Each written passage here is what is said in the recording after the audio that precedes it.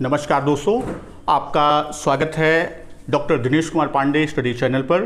दोस्तों, आज की वीडियो में हम लोग शिक्षा में प्रयोगवाद के विषय में अध्ययन करेंगे और प्रयोगवाद को विभिन्न नामों से जैसा जानते हैं, उसी को प्रयोजनवाद, उसी को फलकवाद या उसी को तदर्थवाद भी कहते हैं। तो शिक्षा में जो शब्द आपका आता है प्रयोगवाद, तो प्रयोगवाद देखा जाए तो वास्तव में यह कोई नई विचारधारा नहीं है, बल्कि यह क्या है, यह मानव की उत्पत्ति के साथ साथ प्रारंभ हुई है। मनुष्य अपने काम में प्राचीन काल से ही उपयोगिता, क्रिया और व्यवहार की कसौटी को मानता आया है। तो यहां जो शब्द हमें मिलता है प्रयोगवाद या इसी को कहते हैं प्रयोजनवाद। तो प्रयोगवाद या प्रयोजनवाद, इसका जो अंग्रेजी ट्रांसलेशन है, अंग्रेजी रूपांतरण है, वह आपका प्रैग्मेटिज्म की बात करते हैं।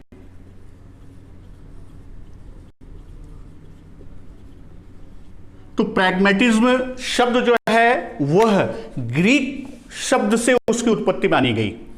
ग्रीक शब्द प्रैग्मेटिक केस की बात करता है। ग्रीक शब्द कौन सा? ग्रीक शब्द से इसकी उत्पत्ति मानी गई है और वह प्रैग्मेटिकोस की बात करता है, जो कि प्रैग्मा से निर्मित हुआ। प्रैग्मेटिकोस की बात करता है और यह किससे आया? यह प्रैग्मा से आया। तो जो प्रैग्मा की बात हम करते हैं तो उसका अर्थ जो होता है वह व्यवहार या क्रिया। इसका जो शाब्दिक अर्थ निकलता है वह शाब्दिक अर्थ क्या है? व्यवहार या क्रिया।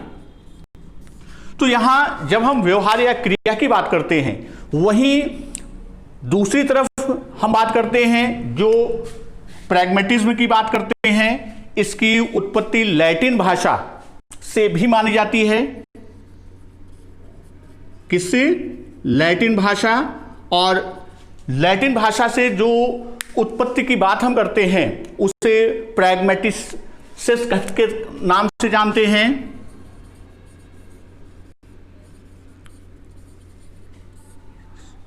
के नाम से।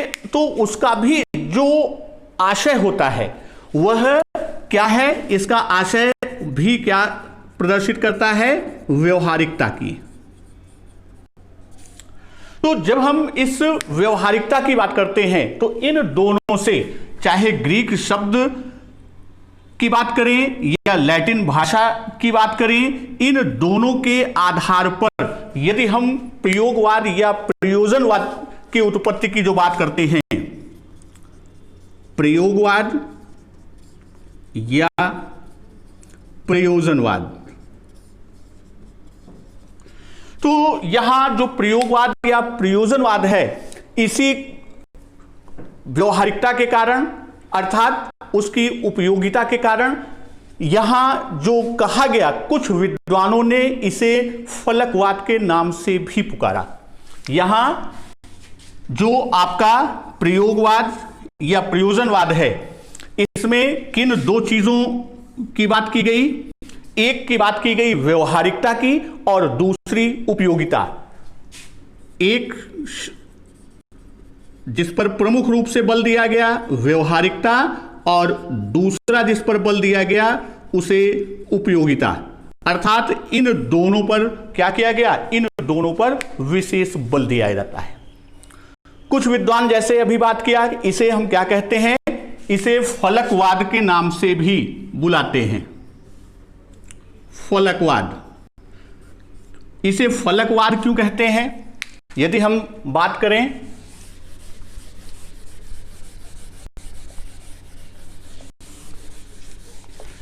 कि ये जो फलकवाद की बात करते हैं, तो यहां यदि हम देखें कि जो क्रियाओं से उत्पन्न होने वाले परिणाम में विश्वास की बात करता है, यहां क्या होता है कि क्रियाओं उत्पन्न होने वाले किससे, परिणाम, इस पर क्या करता है, इस पर विश्वास करता है। तो यहां जब हम इसकी बात करते हैं तो इस विचारधारा को यदि देखिए तो इस विचारधारा का जो निचोड़ निकलता है, जो उसका निष्कर्ष आता है, इसके अनुसार क्या है कि विचार क्रिया का फल है। इसके अनुसार क्या है कि जो व्यक्ति के विचार हैं, विचार क्या हैं, विचार क्रियाओं के फल हैं। विचार जो है वो किसका, क्रिया का फल है, और जीवन भी क्रिया का फल है। अर्थात क्रिया का फल ही क्या है, व्यक्ति का जीवन भी, जीवन भी क्या है, वो क्रिया का फल है।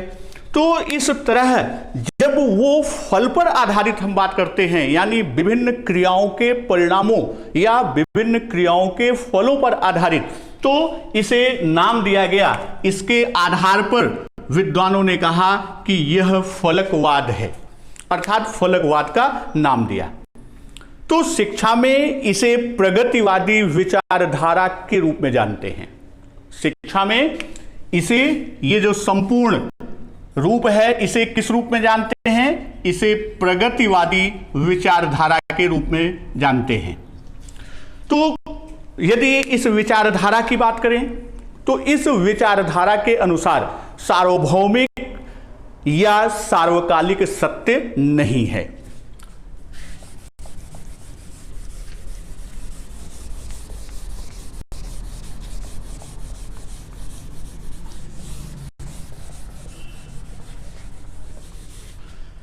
इसमें क्या कहा कि यहां सार्वभौमिक या सार्वकालिक सत्य नहीं है। अर्थात सत्य को वह सार्वकालिक या सार्वभौमिक स्वीकार नहीं करता। क्यों? क्योंकि मानना यह है कि विश्व क्या है, जगत या विश्व क्या है, विश्व परिवर्तनशील है। विश्व को किस रूप में माना, इस विचारधारा के अनुसार कि विश्व क्या है, विश्व परिवर्तनशील है, जगत निर्माणाधीन है। विश्व कहें या हम ये भी कहें कि जो जगत है वह क्या है, वह निर्माणाधीन है।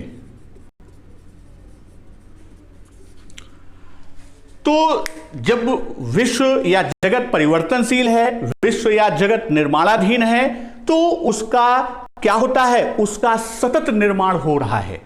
अर्थात विश्व या जगत की बात हम करते हैं तो इसका निर्माण क्या होता है, इसका निर्माण सतत हो रहा है, निरंतर हो रहा है।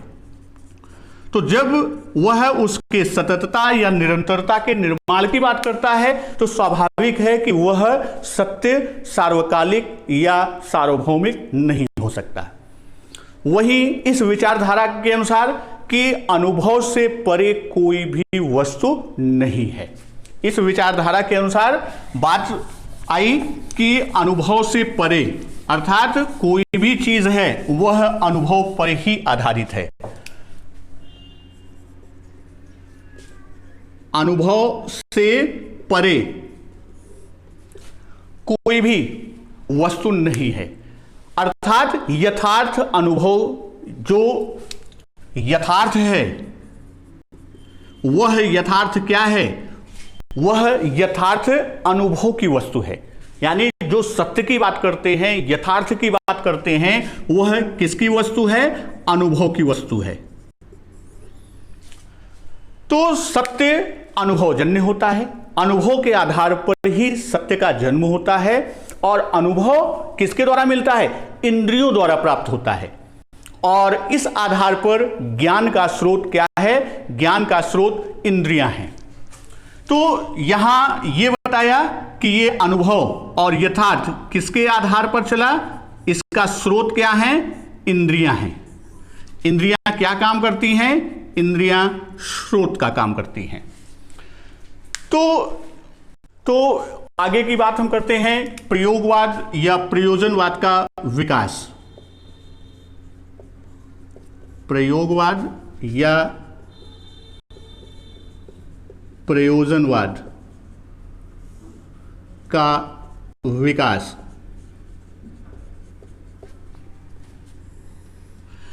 तो जैसा अभी हमने पूर्व में चर्चा किया कि आधुनिक प्रयोगवाद या प्रयोजनवाद का जन्म अमेरिका में हुआ। इंग्लैंड और यूरोप के जो प्यूरिटन क्रिश्चियन थे, उन्हें जब धर्म विरोधी आरोपों के कारण देश से निष्कासित किया गया, अर्थात वो जब देश से निष्कासित हुए तो अमेरिका पहुंचे। वहां न तो कोई परंपरा थी न कोई प्रतिबंध था, तो वहां उन्हें अपनी समस्याओं के प्रति, जो उनकी अपनी समस्याएं थी, उनके प्रति उनको चिंतन करने का एक नवीन और उपयुक्त वातावरण मिला। तो उन्होंने उस वातावरण का उपयोग करते हुए, उसके उपयोग से उन्होंने क्या किया, जो चिंतन किया, तो उस कारण उन्होंने अपने में एक नवीन चिंतन विचारधारा को प्रतिपादित किया, जो बाद में आगे बढ़कर या बाद के समय में चलकर वह प्रयोगवाद के नाम से जानी जाती है। 19वीं शताब्दी की यह विचारधारा, जो नवीन विचारधारा प्यूरिटन क्रिश्चियंस के द्वारा निर्मित हुई है, तो 19वीं शताब्दी की यह विचारधारा आज 21वीं शताब्दी में भी विश्व में सबसे प्रचलित विचारधारा है। यदि इसके हम विकास के क्रम की बात करते हैं तो 5वीं और 6ठी शताब्दी ईसा पूर्व, 5वीं या 6ठी शताब्दी ईसा पूर्व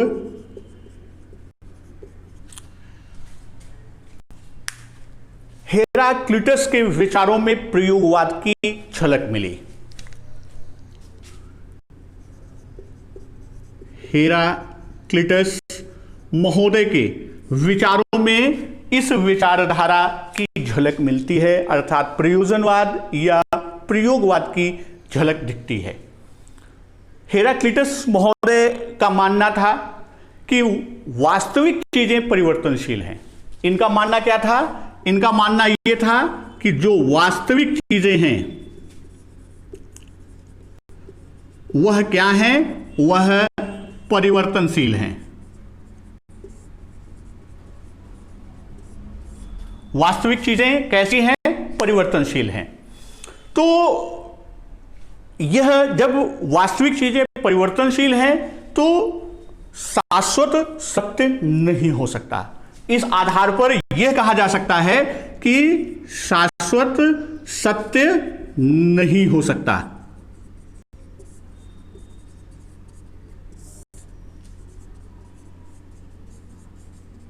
वहीं हेराक्लिटस के बाद प्लेटो की प्रस्ताव प्रोटोगोरस, जो प्लेटो की प्रस्ताव थी, प्रोटागोरस की बात, तो प्रोटागोरस की जब हम बात करते हैं तो प्रोटागोरस जो प्लेटो की प्रस्ताव ने भी यह सिद्ध करने का प्रयास किया कि ज्ञान उत्तेजना प्रतिक्रिया सिद्धांत पर निर्भर है। इसके द्वारा क्या सिद्ध करने की कोशिश किया कि ज्ञान किस पर निर्भर है? उत्तेजना अनुक्रिया सिद्धांत पर। उत्तेजना अनुक्रिया सिद्धांत पर निर्भर है। तो प्रयोगवाद के विकास के क्षेत्र में हम बात करते हैं तो चार्ल्स सैंडर्स पियर्स का नाम आता है। किसका नाम आता है? Charles Sanders Peirce. तो चार्ल्स सैंडर पियर्स का नाम, तो इन्हें ही हम क्या करते हैं? विचारधारा विचारधारा के प्रवर्तक के रूप में मानते हैं, या यूं कह दें कि चार्ल्स सैंडर्स पियर को ही इस विचारधारा का प्रवर्तक माना जाता है। किसे? चार्ल्स सैंडर्स पियर्स को। इसके पश्चात विलियम जेम्स ने इस विचारधारा को आगे की ओर ले किया। सैंडर्स पियर्स के बाद विलियम जेम्स ने इस विचारधारा को आगे की ओर लेके चले। इनके द्वारा विचारधारा को आगे बढ़ाया गया। मूलतः देखा जाए तो जेम्स क्या थे? मनोवैज्ञानिक थे। जेम्स महोदय क्या थे? मूलतः ये मनोवैज्ञानिक थे, किंतु उनकी रुचि दार्शनिक विचारधारा में थी और उनके व्याख्यानों का संग्रह प्रैग्मेटिज्म प्रकाशित हुआ। किसका? जेम्स महोदय का जो व्याख्यान थे वह प्रैग्मेटिज्म में प्रकाशित हुआ। तो जेम्स महोदय ने प्रयोगवाद का प्रचार प्रसार किया और उनके बाद प्रमुख दार्शनिक डीवी महोदय का नाम आता है। जेम्स के बाद प्रमुख नाम किसका आता है? प्रमुख नाम डीवी महोदय का आता है। और डीवी महोदय को कुछ लोग आधुनिक प्रयोगवाद का जनक भी कहते हैं। डीवी महोदय को कुछ लोग क्या कहते हैं? आधुनिक प्रयोगवाद का जनक।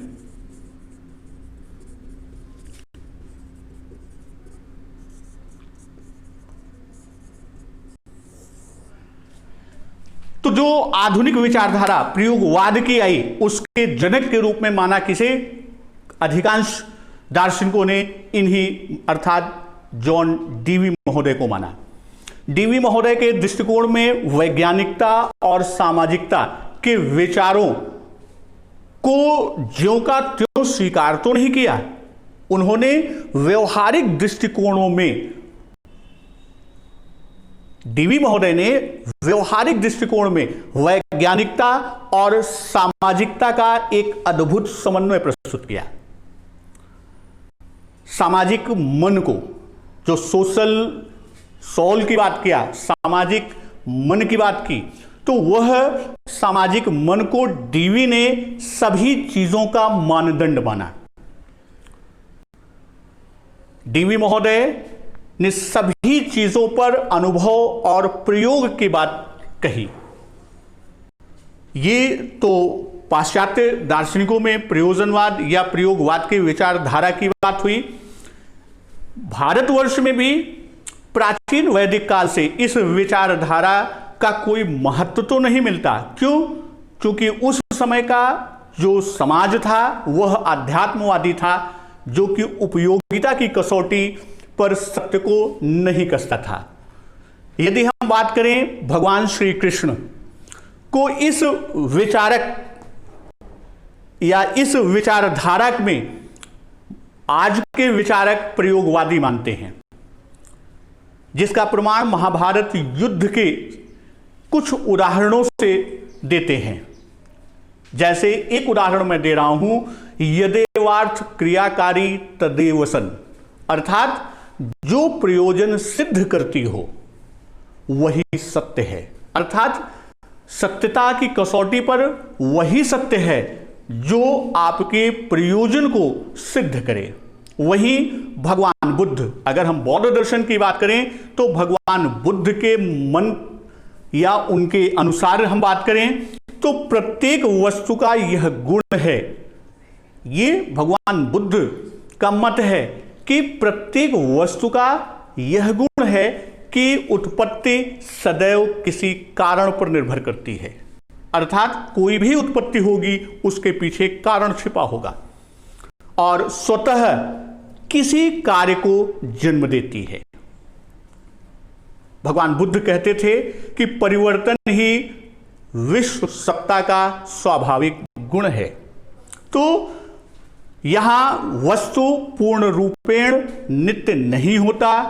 सत्य केवल यह है कि वस्तु का निरंतर परिवर्तन होता रहता है। अब हम बात करते हैं प्रयोगवाद की परिभाषा की।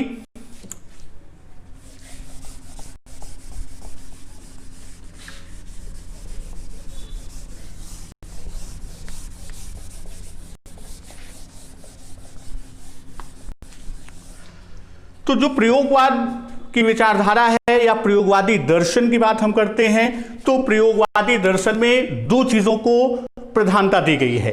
किसे किसे प्रधानता दी गई है? एक क्रिया को दी गई है और दूसरा व्यवहार को दी गई है। अर्थात इन दो को क्या दिया गया है? इन दो को अब इस विचारधारा या इस दर्शन में प्रधानता दी गई है।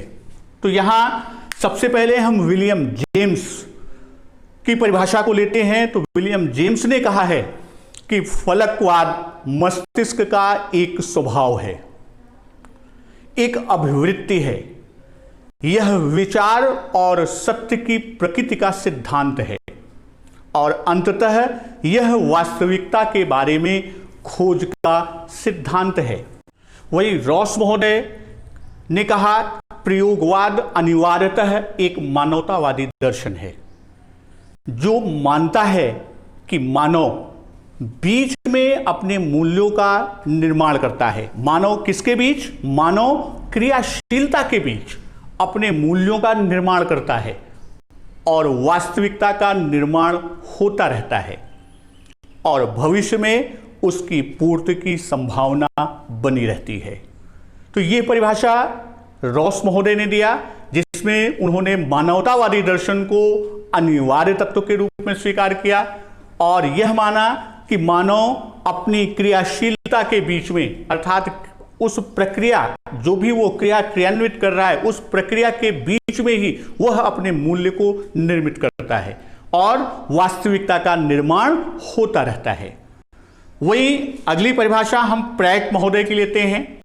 तो प्रैक महोदय के अनुसार प्रयोजनवाद हमें अर्थ का सिद्धांत, सत्य का सिद्धांत, ज्ञान का सिद्धांत और वास्तविकता का सिद्धांत प्रदान करता है।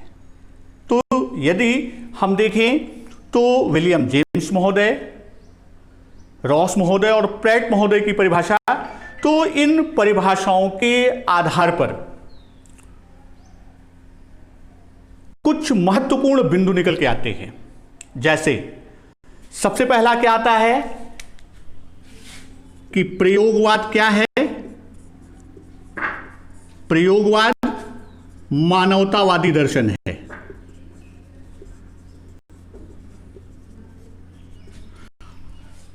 दूसरी चीज, प्रयोगवाद का मानना है कि क्रियाशीलता के बीच मूल्यों का निर्माण होता है।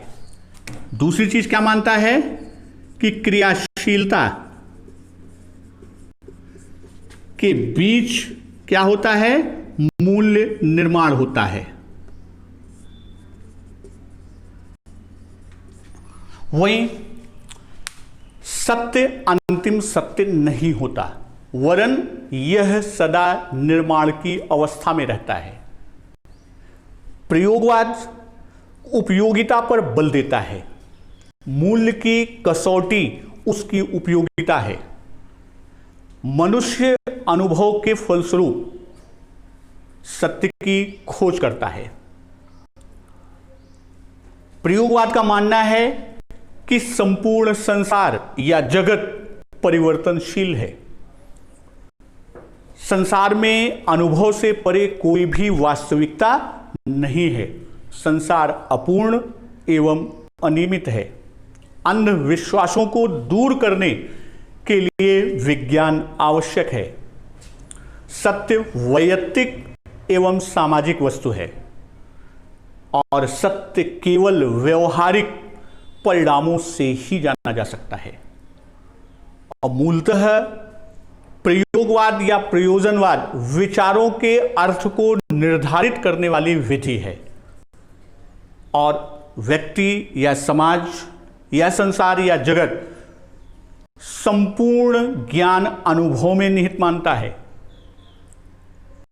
और सबसे बड़ी बात, मनुष्य सब बातों का मानदंड है और मनुष्य समस्त बातों या विचारों का निर्माण करता है। तो आज के पार्ट में हमने प्रयोजनवाद या प्रयोगवाद, फलकवाद है क्या, उसका विकास का क्रम हमने देखा और उस प्रयोजनवाद या प्रयोगवाद की परिभाषा को देखा। अब अगले पार्ट में हम प्रयोजनवाद के पार्ट 2 में आपको प्रयोजनवाद की विशेषताएं, शिक्षा और प्रयोजनवाद, प्रयोजनवाद में शिक्षण के उद्देश्य और शिक्षण विधियों आदि की चर्चा हम उसमें करेंगे। धन्यवाद।